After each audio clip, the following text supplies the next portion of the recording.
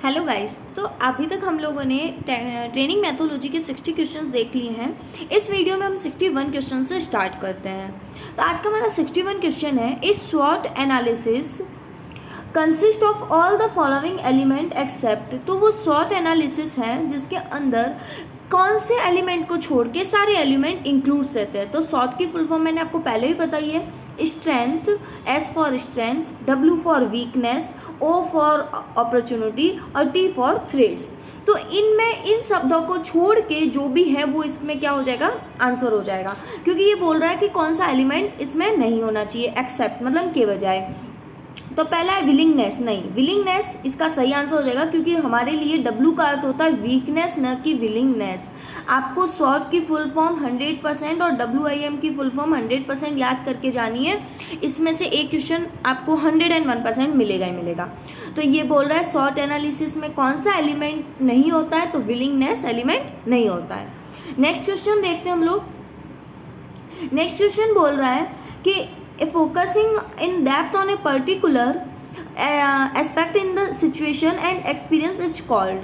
मतलब कि हम लोग किसी सिचुएशन में किसी सिचुएशन के किसी पर्टिकुलर पार्ट पे बहुत ज़्यादा फोकस करते हैं और उस एक्सपीरियंस को हम लोग क्या कहेंगे, तो उस एक्सपीरियंस को कहेंगे प्रॉबिंग, जांच पड़ताल करना। मतलब हम लोग किसी चीज़ के बारे में बहुत डिटेल जानने की कोशिश कर रहे हैं, उसके एक किसी चीज़ को ले लिया और उसके बारे में खोजबीन कर रहे हैं, तो वो कहलाएगा जांच पड़ताल करना, probing.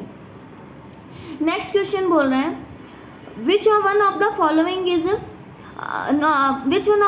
not the quality of a good leader। एक अच्छे लीडर की क्या क्वालिटी नहीं होती है, not the quality of a good leader. तो पहला है इंट्रोवर्ट, यस एकदम सही। एक अच्छा लीडर है तो वो इंट्रोवर्ट नहीं होना चाहिए। इंट्रोवर्ट का अर्थ होता है एकांत प्रिय, जिसको किसी के साथ मिलना जुलना पसंद नहीं होता है, अकेला रहना पसंद करता है।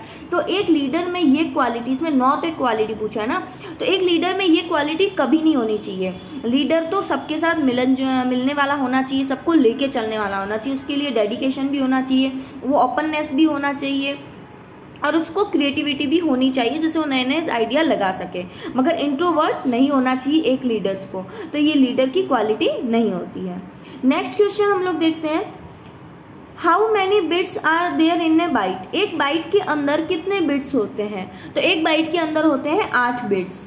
हम लोग को अगर हमें ये पता होना चाहिए, बिट का मतलब होता है 0 और 1, और अगर ऐसे 0 1 1 1 करके अगर 8 डिजिट मिलती है तो वो बनता है बाइट, जो हमसे क्वेश्चन में पूछा है। अगर 0 1 1 करके 4 बिट मिलती है, 4 बिट और ये 8 बिट, अगर 4 बिट मिलती है तो उसको बोलेंगे हम लोग निबल। ये अमाउंट याद रखना, 0 बिट मतलब 0 या 1। एक बाइट के अंदर 8 बिट होती है और एक निबल के अंदर 4 बिट होती है। तो इसका सही आंसर हो जाएगा 8, क्योंकि हमें यहाँ बाइट का पूछा है। नेक्स्ट क्वेश्चन देखते हैं, how which one of the is a permanent memory of the computer. Computer की परमानेंट मेमोरी कौन सी होती है, तो देखो कंप्यूटर की परमानेंट मेमोरी वो होती है जिसको कंप्यूटर में हम लोग लाइट ऑफ कर दे तब भी डेटा पढ़ा रहे, डेटा डिलीट नहीं हो और लॉन्ग टाइम के लिए डेटा रखा रहता है। तो ये हमारे पास दी हुई रैम रोम मेमोरी कार्ड, देखो इसका सही आंसर होगा रोम, क्योंकि जब डेवलपर बनाता है कंप्यूटर को तो उसमें जो भी चीज़ें, जो भी एप्लीकेशंस, जो भी ऑपरेटिंग सिस्टम्स या जो भी कोडिंग डालता है, इंस्ट्रक्शंस डालता है, वो रोम के अंदर डालता है। और वो जब कंप्यूटर बनता है उसके बाद से लेके जब तक हमारे पास कंप्यूटर सही कंडीशन में रहता है तब तक वो इंस्ट्रक्शंस उस कंप्यूटर में स्टोर रहते हैं, इसलिए कंप्यूटर की स्थायी मेमोरी कहेंगे रोम को। सही आंसर इसका हो जाएगा सेकेंड। नेक्स्ट क्वेश्चन में चलते हैं हम लोग, process of the teaching and learning is a, जो लर्निंग और टीचिंग की जो प्रोसेस होती है, तो process of teaching and learning is a communication. तो ये कौन सा कम्युनिकेशन होता है जिसमें टीचिंग एंड लर्निंग करते हैं, वो कौन सा कम्युनिकेशन होता है, तो ये होता है 2 वे कम्युनिकेशन। क्योंकि एक टीचर पढ़ाएगा तब जब स्टूडेंट्स होगा, कोई लर्न करने वाला होगा, लर्न करने वाला लर्न तब करेगा जब कोई उसे पढ़ा रहा है, तो ये 2 वे कम्युनिकेशन कहलाता है। नेक्स्ट क्वेश्चन देखते हैं हम लोग, 67 question, which one of the following is not a parameter of formal education. Formal education का कौन सा पैरामीटर नहीं होता है, not a parameter of formal education. तो देखो फॉर्मल एजुकेशन का पैरामीटर फॉर्मल एजुकेशन कहते किसको है? स्कूल, कॉलेज, इनमें मिलने वाली शिक्षा को कहा जाता है फॉर्मल एजुकेशन। अब हम लोग यहाँ पर देख रहे हैं कि इसमें नॉट ए पैरामीटर, मतलब ऐसा कौन सा पैरामीटर है, ऐसे कौन से मापदंड है जिसके अंदर स्कूल वगैरह वाला काउंट नहीं होगा या फॉर्मल एजुकेशन काउंट नहीं होगी। तो इसका फर्स्ट ऑप्शन है it must have a defined syllabus, course और प्रिस्क्राइब टाइम एक्सेट्रा। बिल्कुल सही, हम लोग ये तो फॉर्मल एजुकेशन का हो गया, क्योंकि हम किसी स्कूल में जाते हैं तो वहाँ का सिलेबस रहता है, वहाँ का कोर्स रहता है और एक निश्चित वे रहता है, तो उसी के अंदर निश्चित टाइम रहता है, तो उसके अंदर ही हम लोग पढ़ते हैं। सेकेंड क्वेश्चन है guidance is essential, it is obtain from other member of a society. ये एक फॉर्मल एजुकेशन का तरीका नहीं होता है, तो इसका सही आंसर होगा सेकंड, क्योंकि देखो गाइडेंस इज एसेंशियल है, गाइडेंस मार्गदर्शन बहुत जरूरी होता है, और मार्गदर्शन जरूरी नहीं हमें किसी स्कूल कॉलेज में एडमिशन लेने पे मिलता है, ये समाज या हमारे आस पड़ोस या हमारा जो एनवायरनमेंट होता है उसके ही किसी मेंबर, उसके किसी सोसाइटी के बंदे के द्वारा हम लोग क्या करते हैं, ऑब्टेन करते हैं, हम अर्जित करते हैं, हमें लिया जाता है, तो ये फॉर्मल एजुकेशन का पार्ट नहीं होता है। एक इंस्टीट्यूट में एडमिशन लेना, ये भी फॉर्मल एजुकेशन हो गया। चॉइस ऑफ फील्ड अवेलेबल, कि हमें किस क्षेत्र में जाना है, ये भी एक फॉर्मल एजुकेशन का टाइप हो गया। मगर guidance is essential and obtain from other members of society, ये एक फॉर्मल एजुकेशन नहीं होती है, तो इसका सही आंसर हो जाएगा सेकंड। नेक्स्ट क्वेश्चन देखते हैं हम लोग। 68 बोल रहा है ministry of skill development and entrepreneurship was founded in, मतलब जो स्किल डेवलपमेंट एंड एंटरप्रेन्योरशिप के है वो कब डेवलप हुई मिनिस्ट्री, इसकी मिनिस्ट्री कब डेवलप हुई? तो इसकी मिनिस्ट्री हुई है 2015 में डेवलप, तो इसका सही आंसर होगा 2015 में। मैं कुछ सन बता रही हूँ, इन सन्स को आपको अच्छे से ध्यान रखना है। देखो अगर NSDC की बात आ जाए, नेशनल स्किल डेवलपमेंट कॉर्पोरेशन, अगर इसकी बात आए कि ये केंद्रीय जो हमारा सेंट्रल में इंडिया में कब स्टेब्लिश हुआ था, तब तो हो गया था 2008 में। नेशनल स्किल डेवलपमेंट कॉर्पोरेशन ये 2008 में बना था। अगर ये पूछता है ministry of skill development and entrepreneurship कब आई, मिनिस्ट्री कब बनी, या फिर ये होता है कि हमारा जो national policy of skill development and entrepreneurship कब लॉन्च किया गया, तो ये हो गया हमारे 2015 के अंदर लॉन्च। और एक हमें सन और ध्यान रखना है, इग्नू जो कॉलेज है, Indira Gandhi national open university, तो इग्नू कब आया है? इग्नू आया हमारे 1985 के अंदर, 1985 के अंदर इग्नू की स्थापना हुई है। यह सन कुछ इंपॉर्टेंट है, आपको ये सन ध्यान रखने हैं। नेक्स्ट क्वेश्चन पे हम लोग चलते हैं। नेक्स्ट क्वेश्चन बोल रहा है is an ability to think in terms of abstract ideas, it is a supreme power which control all our mental traits। मतलब ये एक एबिलिटी है things to learn of abstract idea. Abstract मतलब अमूर्त, जिसका कोई बेस नहीं, मतलब जो हम देख नहीं सकते हैं, हम मानते हैं। जैसे मैथ में ले ले x = 5, तो हमने माना है x क्या है कुछ नहीं पता हमें। तो जो ऐसी चीजें जिनको हम लोग मानते हैं अमूर्त होती है,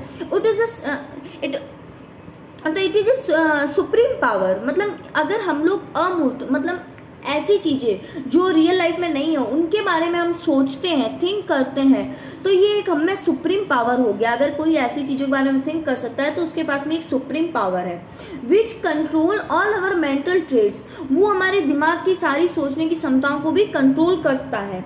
तो इसके लिए हम लोग क्या हो गया, मतलब इसको हम क्या कह सकते हैं, तो इसको कह सकते हैं इंटेलिजेंस। इंटेलिजेंट होगा वही अमूर्त चीज़ों पे ज़्यादा देख पाएगा। तो intelligence is an ability to think in term of abstract idea, मतलब हम बुद्धि के द्वारा एब्स्ट्रैक्ट आइडिया के बारे में भी सोच सकते हैं, क्योंकि इसमें एक सुप्रीम पावर चाहिए रहता है जो हमारे मेंटल को ट्रेड्स करता है, मेंटल को कंट्रोल करता है। तो इसका सही आंसर हो जाएगा 4, बुद्धि, इंटेलिजेंस।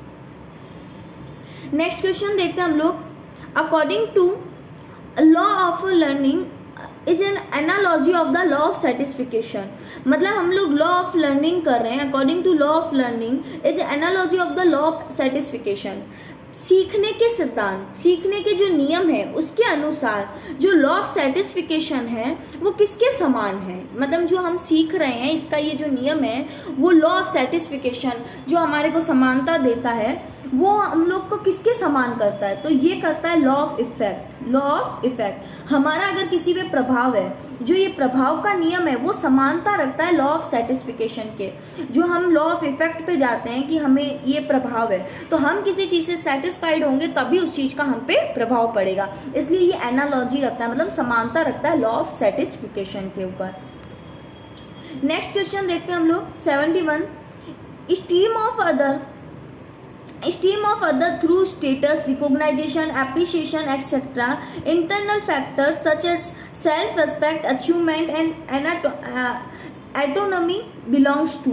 मतलब हम लोग किसी का प्रभाव मानते हैं उसके स्टेटस के कारण, उसकी प्रतिष्ठा के कारण, उसकी पहचान, रिकॉग्नाइजेशन, उसके एप्रिसिएशन के कारण.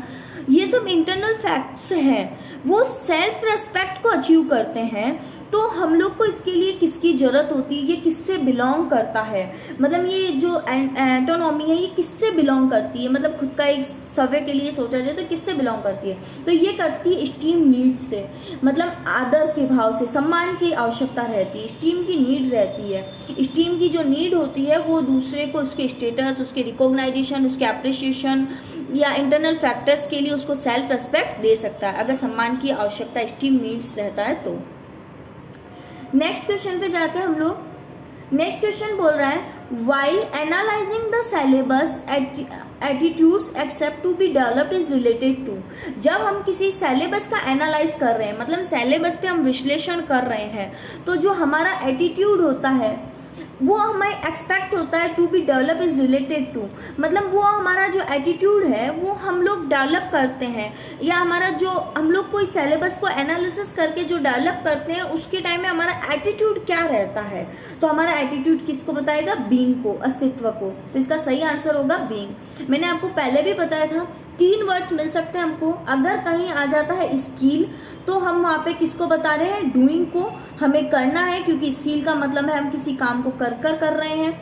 अगर बात आती है नॉलेज की, जहाँ हमारे नॉलेज को देखा जा रहा है, हम नॉलेज के अकॉर्डिंग कोई एनालिसिस करते हैं, तो वहाँ आ जाती है नोइंग और ये वाला knowing.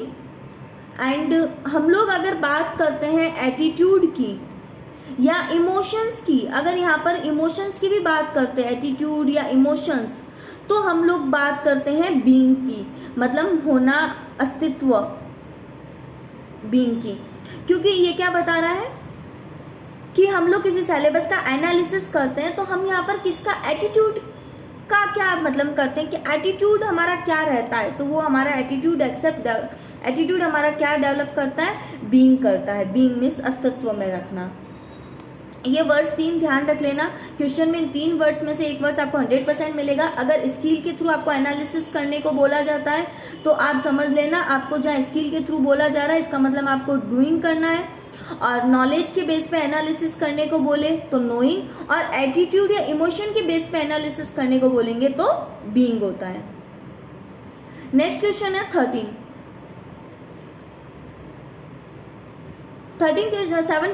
Questions. With reference related information A motor car driver price of petrol.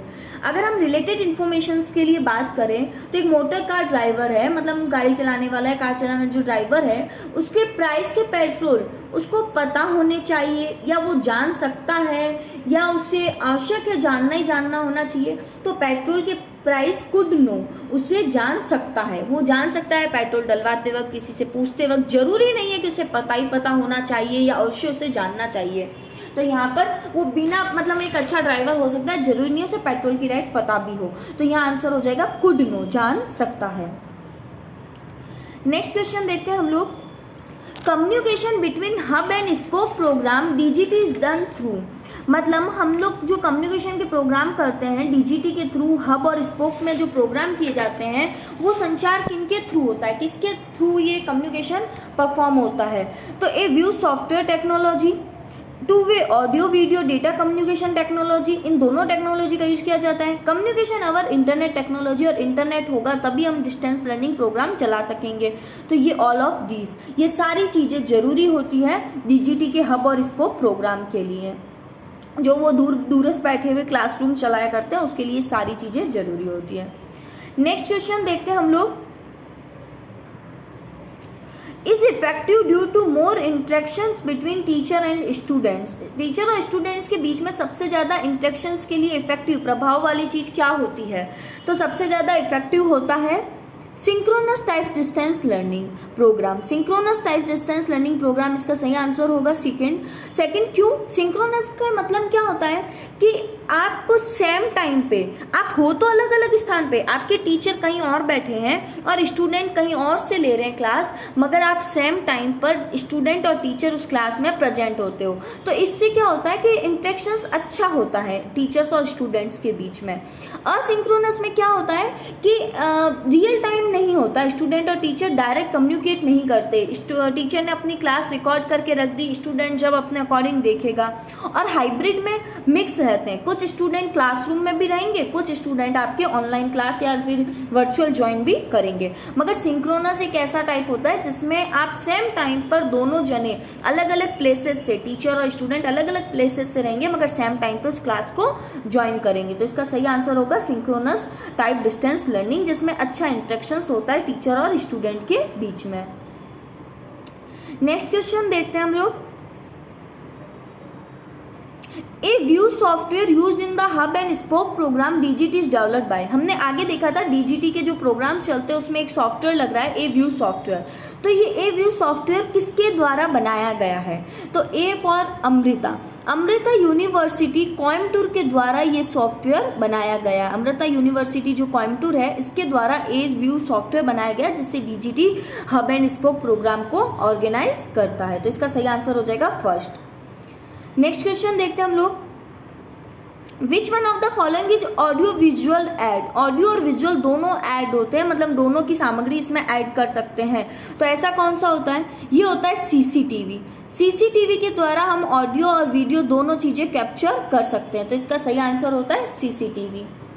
Next question देखते हैं। सीसीटीवी मतलब क्लोज कैमरा टेलीविजन, जो हमारी क्लासरूम्स वगैरह में लगा रहता है, जिससे हमारा फेस और हम लोग कैसे बैठे हैं, क्या कर रहे हैं, ये सारी चीज़ें कैप्चर हो जाती है। बैंक में आजकल तो हर जगह सीसीटीवी लगे रहते हैं। नेक्स्ट क्वेश्चन है which of the following is 3 dimensional add?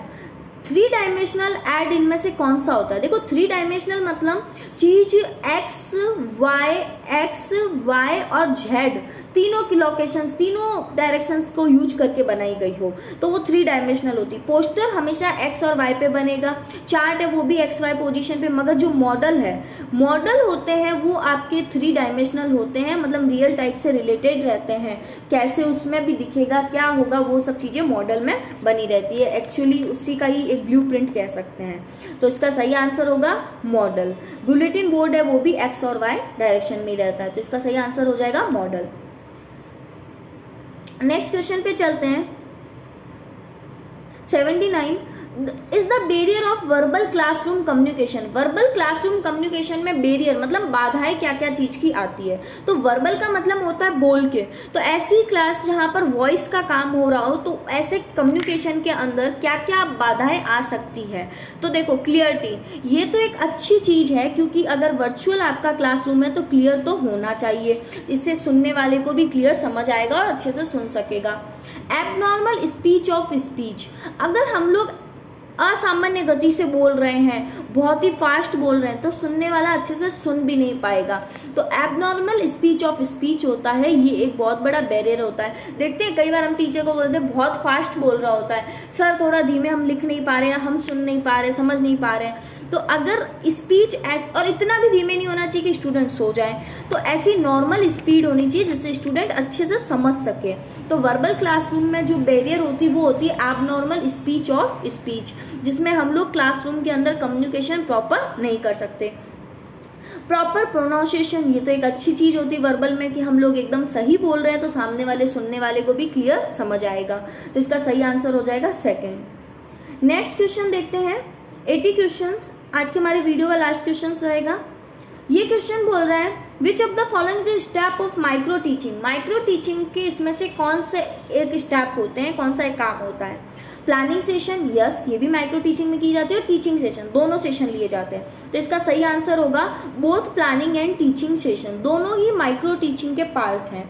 अब ये माइक्रो टीचिंग के दोनों ही पार्ट हैं, तो हमारा इसका सही आंसर तो हो गया 3। अब माइक्रो टीचिंग होती क्या है?